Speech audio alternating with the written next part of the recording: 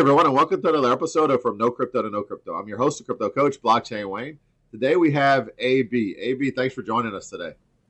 Thanks for getting me here, Wayne. It has been amazing to first of all meet you recently and then chat with you here. Yeah, definitely, man. We go back recently to NFT NYC. You and I spoke on a panel discussion together.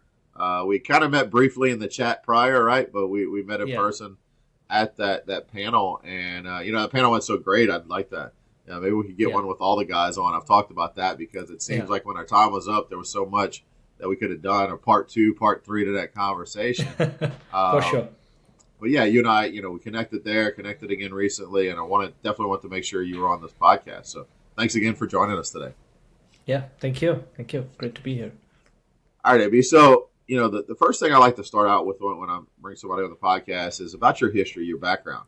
Now, Yeah. most people I talk to, a lot of us have like a prior career that we spent years in, right? And yours is a little different. You may have had a little bit of stint outside of Web3, but mostly Web3. So, can you tell us from your experience, like what was that you did prior, and then what led you into a career in crypto and Web3? Sure, and yes, you're right about that. Some people have started their careers before Web3, and then they have transitioned into Web3, so they have that story to tell. What I've done is practically very less experience out of Web3. My whole career has been in Web3. 95% of it until now. So right after my undergrad, which was in engineering, computer science, I did join a non-Web3 startup for as a junior data scientist, where we did a bunch of stuff in key account management and making sure that we are working on ML and the necessary algorithms, which made better customer experience happen. That's it. Then that was for a few months, but at that time, or you can say when I was in during my undergrad, last couple of years of my undergrad, I already had gotten interested into this blockchain technology, what it is, right? And didn't get to understand, or didn't really make a lot out of it, to be honest, because it was very new, very fresh at that time. This is, we are talking about 2006, 15, 16, 17, right? I got you. And very less even documents available online, less people talking about it, people probably just talking about Bitcoin, not a lot of use cases on blockchain and all of that. So I just did start getting interested into this. Somehow it just fell on my lap somehow.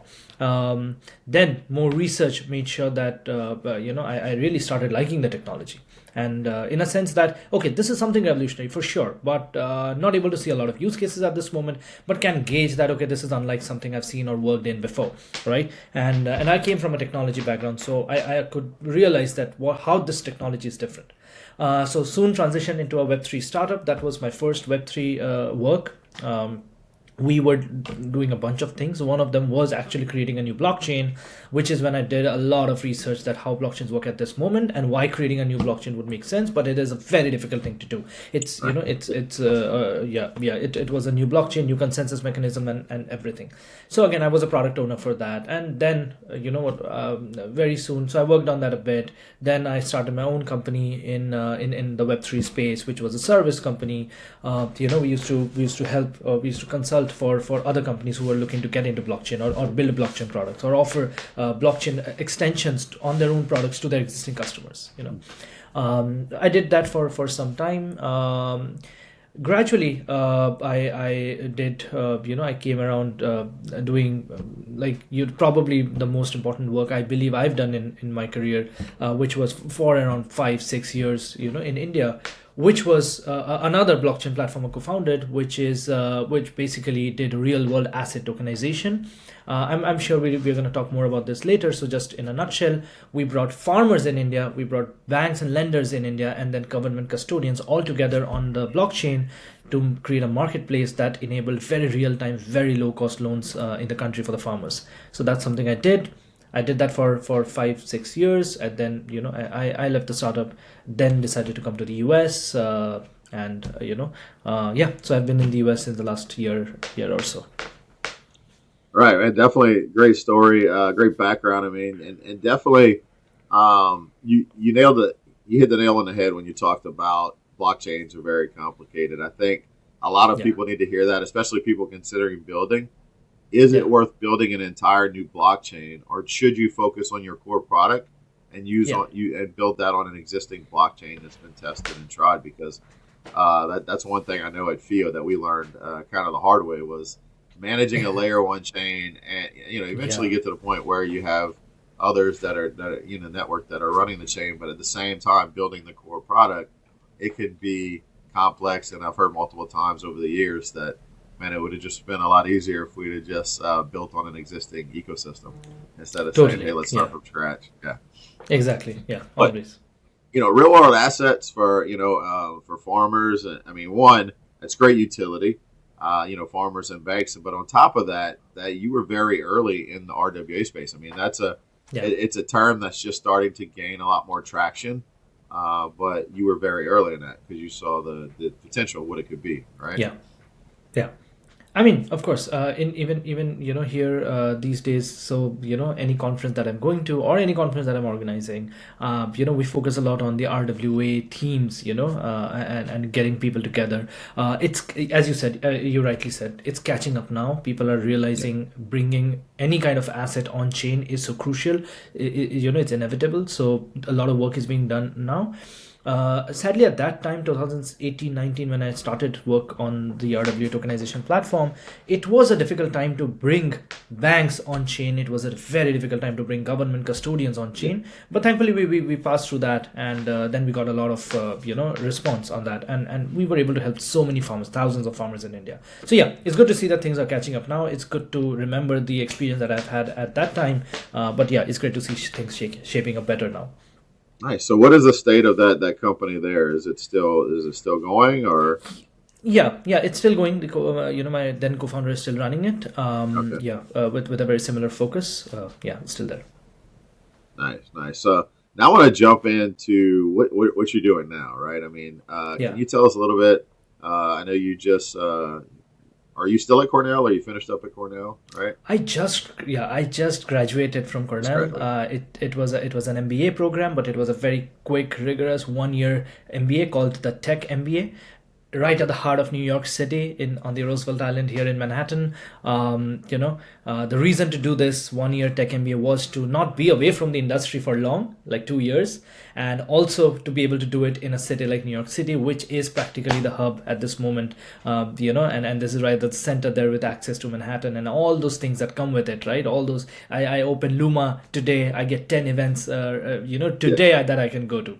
That kind of Wow. an access was very important even during the last 1 year when I was a part of the program to build networks. And something that I could do here was get into this in this domain of actually curating experiences for others, which is organizing conferences, events, bringing people together, socials, with Cornell and other universities, with other blockchain networks and so on. So that's exactly what I'm doing right now. The purpose is to not the purpose, the idea is to spend some time here, not long, probably not for long, but spend some time in the US.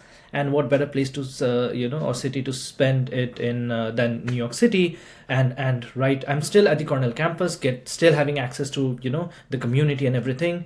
Honestly speaking, Wayne, the Cornell Tech campus's placement here Yeah. is very tantamount to what Stanford has been throughout these years for Silicon Valley. That is exactly what Cornell Tech is here for New York City and its growth, and in making New York City the engine for the Web3 growth that we are seeing at this moment, especially with support from the new administration, with the pro Yeah. crypto new administration and all the bills and policies that are happening. So yeah, so perfect right time to be here, I guess. And what I'm doing is bringing people like yourselves to events that I create here. So I'm very Yeah. passionate about that. I'm doing that in New York City right now. Absolutely, man. So yeah, you're in a field with fast moving technology, right? You got a fast, move to a very fast paced city, and Yeah, at the same time, you had this really, I guess you could say, fast paced degree. I mean, to get a 1 year MBA, that'd be pretty intense, right? agreed. Agreed. But done and dusted now. And if it was not for New York City, I wouldn't be at NFT NYC. I wouldn't have met people like Right. yourself. So that's Yeah. that's the kind of access I need. Absolutely, absolutely, and yeah, New York City is a tech hub, and it's good to Yeah, see. You mentioned the administration policy changes that we've seen, yeah, which has been beneficial because even a year ago, I mean, it was looking bleak for the U.S. to where I know yeah, myself personally, I spent more time outside of the U.S. than in it, Yeah. working because there was a lot happening elsewhere in Exactly. your Singapores, your Dubai's, your different places around the Dubai. world Yeah. that are moving fast, and the U.S. was getting left behind. And I think even talking to Agreed. people in all those countries where I travel, whether it's through Europe, Asia, the Middle East, whatever, they all wanted. They realized that U.S. is a huge capital market, and Yeah. so everybody was rooting for better policy changes because they also know that some of the countries that elsewhere that still are lagging could potentially Exactly. speed up when they see stuff start happening because it's one of those things. There's certain countries in the world where other smaller countries will follow suit when they see something happen.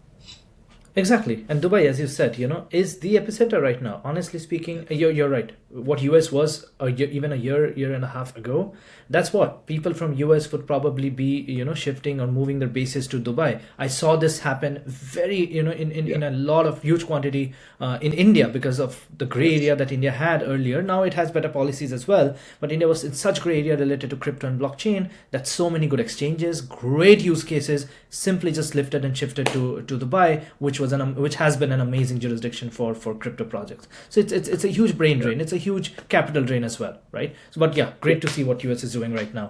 So that's why the last conference that I did on the Cornell Tech campus, which was the most massive conference I've ever done, or we have ever done at the campus here. It was called, even though it was the Cornell Blockchain Conference 2025, but it was actually this time themed or called the US Innovation in Crypto Conference 2025. So you get it, right? So it's Yeah. all coming along, a full circle because of all the new changes that are happening. Awesome, and that's nice. So tell us some more about that event. I mean, what was it Yeah. like? What kind of crowd did you draw? I mean, it was obviously, I would guess, way more than just people that are attending the college there. Exactly. In fact, that's what people would think that okay, it's a university, hosting one of these conferences, mostly for students. Even about couple of weeks out or 3-4 weeks out, we were thinking, we were assuming that it's gonna be difficult to fill a room of 297 people, 300, let's say 300, right? So the main event Yeah. space had a capacity of 300 people, and we were scared. On the day of the event, we crossed 1,000 attendees. I mean, Wow. we had to come up with overflow rooms where people were watching the live stream. We had to, we had food shortage. We had to send them to some other place to get food.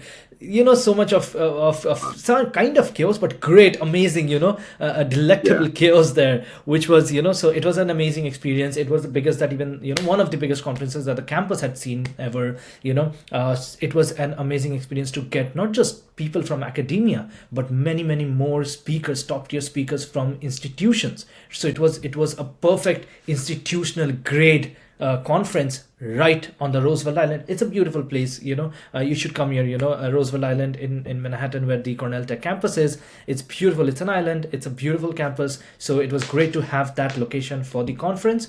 What we thought was probably because of the island nature of the place, it would be difficult for people to come. It didn't seem so because so many people came.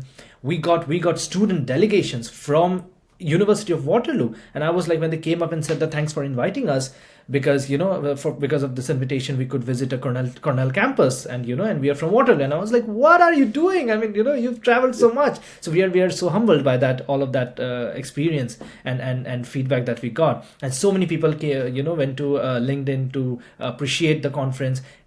Honestly speaking, Wayne, even so, every conference and event, blockchain event I've visited since then, like since the conference, including Yeah. NFT NYC, I'm not kidding, at least 1 or 2 people have walked up to me and have just said that we were at your conference, and it was the best Wow. we've seen in a while. So this was heartwarming. So that's why I'm trying to do many more things, many more curated experiences in New York City, building on that momentum, because I know people want it. I know people Oh, want to come together. Yeah, for sure. So yeah. so that's something we're doing.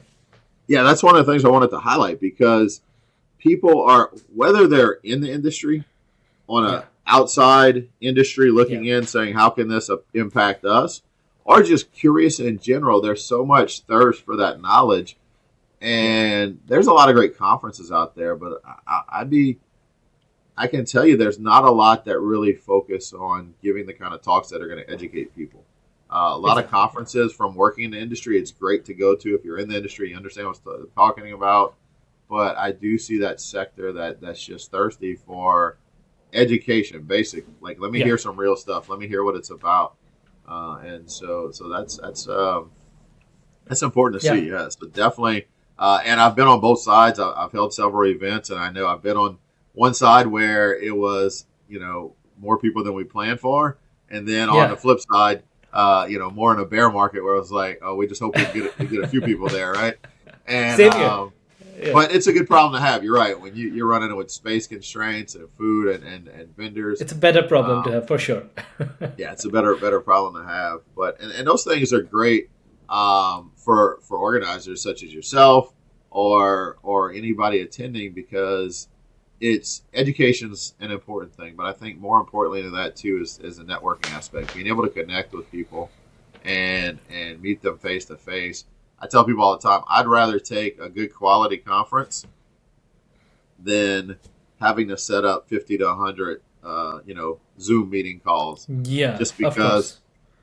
you can meet so many people, you can get through so many contacts to where it's way more effective in just moving the space forward. Things happen a lot quicker at events in terms of For sure. For I've sure. used it to like kick off initial relationships that turn into business down the road, Yeah. or maybe people that we've been slowly chipping along through like Telegram messages and a call here or there, to where we can meet in person, and kind of, okay, let's finalize this. But there's also a Totally. need. Yeah.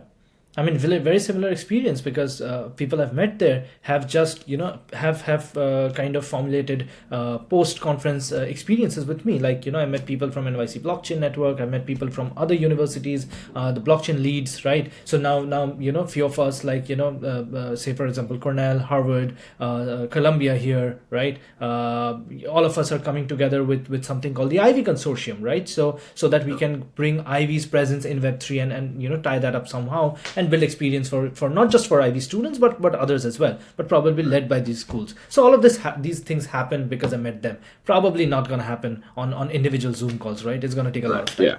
Yeah. Yeah. Definitely.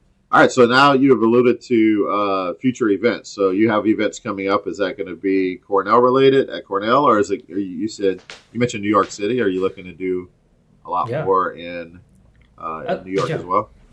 So a lot more actually, because Cornell. Not only I'm graduating from Cornell, I mean I've graduated from Cornell, but we've moved a few things here so that we can bring in better events at Cornell Tech by Cornell Tech blockchain, right? As we go, and so that like someone like me who's a past president can still mentor these events. Earlier, didn't used to happen because there was a bit of, you understand, right? Because this is a 1 year program. It's not like the 2 year, 4 year program campuses Right. where the previous students and the next students are all together. Here, the previous president went, and the next president didn't come until for next 3 months in August, right? Wow. So this Yeah. this is why we are changing things, but that's one part of it.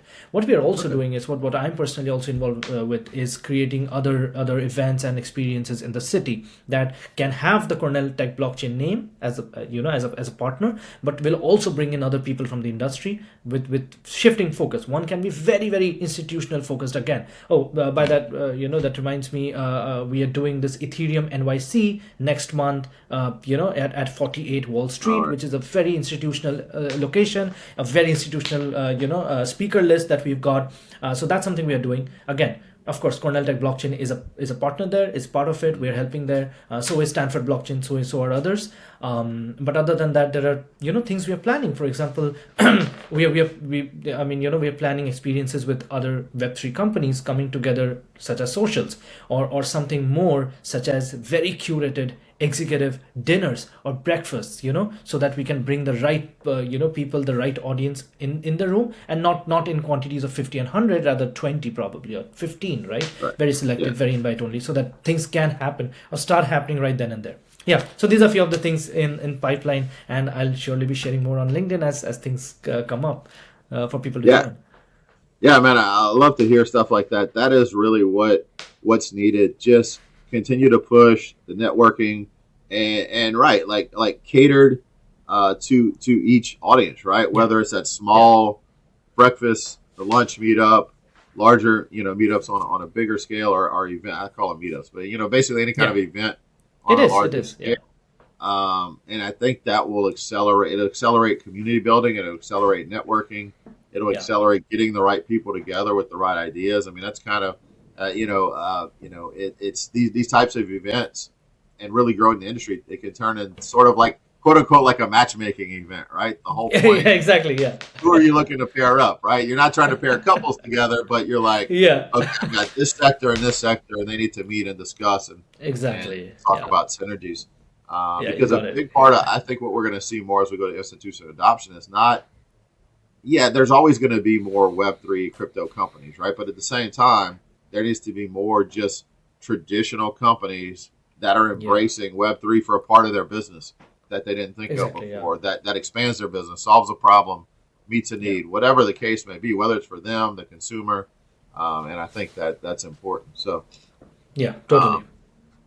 as we kind of move on from there, what obviously I know your background, like from the majority of the time of that company with the in India with the farmers and RWAs. What is your focus now outside of events? Is there, are you looking to do more Yeah. stuff in that category or expand on that? Yeah, probably not RWA tokenization directly. I mean, honestly, my reason to come, I'll be very honest with you, Wayne, my reason to come to Cornell Tech was to see how. So I've spent a fair amount of experience in or time in India, understanding its market, building a couple of companies there, one more successful than the other. I believe I've cracked that market to some extent. Now I really wanted to come here and understand a different market, which is the US market, right? Which is the US geography, the people here, the customers here. And that's something I really wanted to do. And I can't do that on Zoom calls, right? So I wanted to come here, talk to people, start working here, see how the market moves, right? And which I got a fair share of even during Cornell. I didn't have to graduate from Cornell to be able to do that, right? So during my time here, I was meeting so many people and how they work. I could understand, the culture shift is also something to really understand well and work with it. So that's what I'm looking for right now is probably start helping, start working with companies with where I could apply my past experience, right? Which is a rich deep experience in Web3 from a product leadership standpoint, from a fundraising entrepreneurial standpoint, from a all the multiple hats that I've donned as an entrepreneur in India, to be able to apply them here instead of a fresh grad out of college, or someone who probably came for an MBA to shift industries. I would rather want to focus on being in Web3 because it's the time to be here, right? And it's the industry to Absolutely. be in right at now. So I've started helping a couple companies with fundraising efforts and things like that. Something that my past experience plus a Cornell MBA can help me achieve for them. So that's what I'm looking for, but looking to work with an amazing product, an amazing team, probably not looking to move away from NYC, so only opportunities in NYC. So that's what the future holds. I'm in the process of a few things, so probably we'll see which one of them works well, as we go. But yeah, that's what the career is going to look like probably. So product and probably on the other side the passion of events, they somehow are going to drive me. Right. I'm sure it won't be a hard lift to find you, like when you figure out that final place. It's not, New York City is definitely a great place to be, I guess is what I'm trying to say. Yeah. And then Yeah. on top of that, in this industry too, there's so many remote jobs. It A lot of is, right? times Yeah. location doesn't really matter, but there is an advantage there. And you mentioned, I mean, one thing that I'm jealous of, I live in New Orleans, like Yeah. looking at crypto events right now, it's very sparse. Yeah. We've had a few, held a few, have some now and then, but that's what we've got to build up. But you're right, yeah. When I'm in big cities, Yeah. especially New York City, I'll open my Luma app and I'm like, man, there's even when there's not a conference, there's so many things to do to Yeah.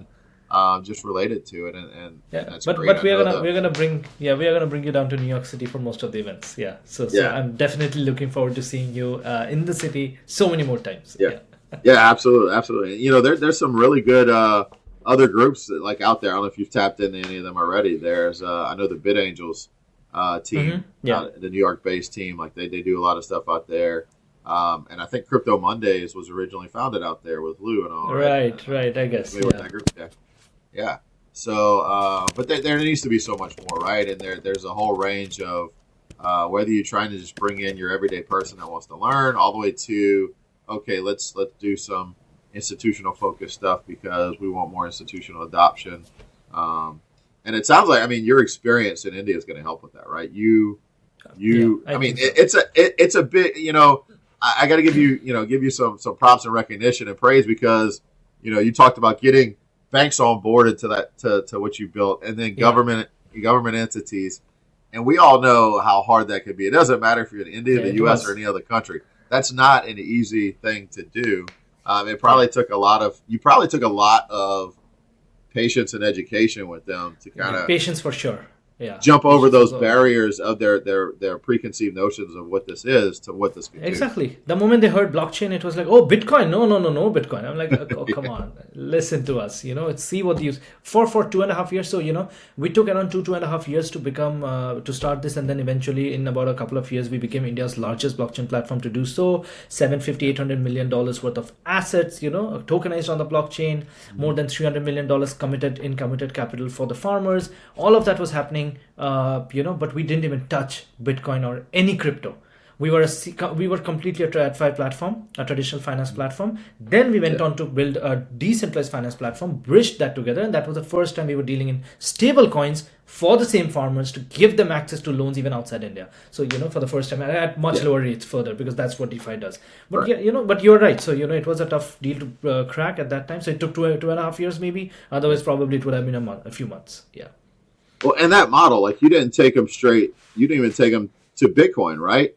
You built something Yeah. familiar, a Yeah. centralized platform, and then when you migrated them over, okay, from regular currency to stablecoin, which is, I mean, and we talk a lot about friction and onboarding, and I think a lot of time we talk about the tech being easy to use, Yeah. but also familiar, like what you're doing, because you're not saying, okay, we're going to move this over to blockchain, and now everything's going to be pegged to Bitcoin or Ethereum, right? No, Yeah. Yeah. it's Exactly. you take those baby steps to introduce them to the technology, to Yeah. where then and that's going to foster a lot of adoption in general, because then people are going to realize this is not as complex as I thought it was. This It is is. Yeah. not as um, you know just as, whatever as you scammy whatever as, people. as Yeah, scammy that they right. believe it Yeah, is, right? It's not, right? There are so many use cases which have nothing to do with scams, which are right. there to prevent scams. The reason whole we entirely existed was because we were bringing blockchain technology to banks, to this warehouse receipt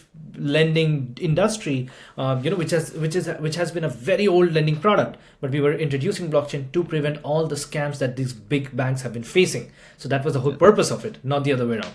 But yeah, you're gotcha. right. Gotcha. Okay, Amy, one other thing as we start to get Yeah. towards wrapping up, I do want to talk about Yeah. events again briefly, because this podcast is airing after, I think it's scheduled to air shortly after the ETH NYC, which I'm disappointed I'm not going to be able to make it. I'm already going to be in Las Vegas for Rare Evo at the same time. Yeah. But after that, do you have any kind of roadmap or vision of what's coming after that in terms of event wise in New York City? In events wise, are you saying events Yeah. wise? Yeah. Yeah, Yeah, events for wise sure. past I think. ETH NYC. Yeah, yeah. Post in ETH NYC, it is going to be the number one. Idea is going to be to bring again, start smaller, because not every month you can start doing big events. Right. Cornell Blockchain Conference just a couple of months back was a pretty big one. ETH NYC is a very big one as well, right? People should go check out the speaker list, top tier speakers, great sponsors, and all. Right after that, we are again gonna consolidate a few things, start small, with even the new batch of Cornell students coming in, and then having access to the fintech professionals, to the Web3 professionals in the city. Something we're going to do is a very quick social. So I invite everyone to just be a part of that. To we are definitely going to bring in companies to showcase there probably, but very chill, an evening for people to just mingle, and then just network. That's it, to build the connections there, and that's a small start that we're no frills of speakers listening to speakers, or attending a conference like kind of a feeling. Simple social. That's something that's kind of being planned right now. Beyond that, it would be or in parallel. I would be honest, because everyone is so less on time, right? Everyone wants to do 10 things, right? Everyone wants to attend 10 things, so we want to provide those 10 things, right? So in parallel, what we're going to do is, as I was telling you, say you're someone from say you're from a Web3 tax company, right? You're from a Web3 tax platform, right? And you're looking to connect with people from who are CFOs, or from the accountings department or risk department at some other companies, right? So they are your potential customers, right? So probably we will bring you in a room with similar people. Now it's not that it's just a 1:1 connection. Again, very similarly a dinner, right? If it's a Right. dinner, very curated, probably a 3 course meal, very curated at a nice place at a nice evening, but not a lot of people. Again, that's what I was telling you. I don't have a name for it yet because we're still finalizing it, finalizing the Luma page and everything. But that's one thing that's on the radar for sure. That's going to be very very soon. And so we are going to bring such people together. So you'll be able to connect with potential customers, and then it's on a dinner. It's a very closed kind of a an event where you'll get a lot of face time with people, and just see how best you can land your potential customers, or start discussions. This is not a sales dinner. It's you start your network. Probably the other person would know two other people, whom they can just introduce you to. I think that's the network, right? That's what the network can do. So Right. yeah, so people in fintech, Web3, C-suites, they should be looking out for this kind of of a dinner very soon. And other than that, there are a couple of other things we're planning. Number one is we are planning some educational sessions as well. So for example, a VC, they are partnering with us, or we are partnering with them. Like we're together coming up with a series of content or talks delivered, in partnership, properly, well recorded, well shot, and all of that at a good location. Could be Cornell Tech, could be say Columbia, could be anywhere else, right? Somewhere in New York City. People can attend, or people can just be privy to the recordings later on. That's also something we're planning. So lots in plans this way. Some involve a lot of people, bringing a lot of people together. Some involve bringing a very curated set of people together, and some involve no people, just some experiences delivered later, via online platforms. Nice. Nice, man. And so definitely, can you share? I'll have it in the summary down below too. Yeah, But can you share where people can not only follow you, but then also stay plugged sure. in into finding out about these events as they come up? Sure. So best, honestly speaking, Wayne, something to put in the description is, I post everything on LinkedIn whenever something comes up. But a great place to do so is to subscribe my Luma calendar, right? I'll give you the link to my Luma profile or calendar, whatever you call it. That's where you'll see the past events and how successful they've been, and whether you're interested or anyone's interested in the future events that we're coming up. So yeah, that's the best way. All right, great, AB, man. It's been a pleasure talking. I mean, I'm sure we could probably Likewise. talk for another 30 minutes, but we've got to wrap it up. And Yeah. I'm definitely going to stay connected, find out what's going on. Always looking for a good excuse to head to NYC. Yes. And it's like you're also leading the charge, and I hope people would take note and see, and I know I will. Like, okay, what's working here that I could bring to my city? Because my city may not be as big in tech as New York City, but there's Yeah. always a need everywhere, right? Exactly. In fact, I've been in other cities in the US before. I was once in Boise. Again, it's a capital city for sure, but it's still a rather smaller city. There is not a lot happening. But then at that time, I was getting, there are so many ideas that I can try here as well, right? But I didn't stay there for long to be able to try them. So you're very right, So and probably we should build chapters around and make things happen. So There you so go. Wayne, of course, looking forward to that. And Uh, likewise, it has been an amazing discussion, an amazing chat with you. Looking forward to meeting you again here in the city, whenever you come here. Thanks for def- getting me here. yeah, definitely, man. Are there any? So as we wrap up, any final words, maybe to the audience? Yeah. Based on your experiences. Yeah. Yeah, I mean, of course, the best experience that I believe, I get here or ever in my life is meeting people, right? I am very passionate about meeting people. That you can tell by the kind of activities I'm doing, right? Instead of just Yeah. sitting on the campus. So I believe that if you're in a city, wherever you are, right? Not just in a city like New York or SF, wherever you are, just go out and not just meet people. I believe make things happen for them. I am a true believer in that, because there have been so many people I've met. I'll give you an example. I met someone, at an event. We were just chatting. I said that, you've been in this industry, and I look up to you. I like for you to receive. I would like to receive some advice and mentorship from you. That's how the conversation started. A week later, I get a communication that, hey, I have an opportunity. Would you like to apply to? So you see, my original communication was not to get an opportunity, right? So that's Right. what I've seen has worked the best for me, is that, and Right. so similarly, I meet someone, purely over coffee, chatting about, say, India, right? Or the geography of India, or say politics in India. That's it.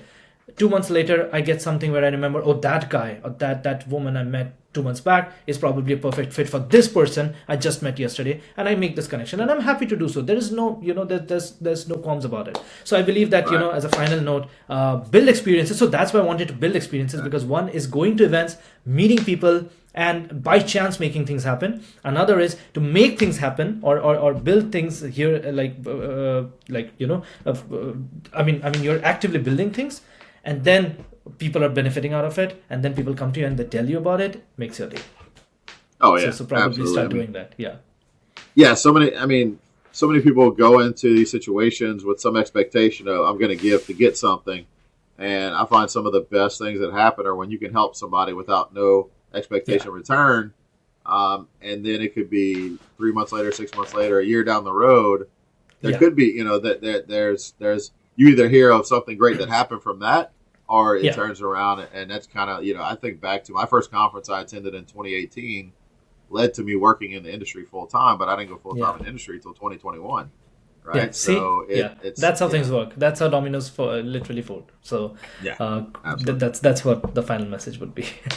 Yeah, definitely. All right, AB. And again, it's Yeah. been a pleasure having you on. So thanks again for joining us. And thanks everyone for listening. And we'll catch you on the next episode. Take care, everyone. Bye bye.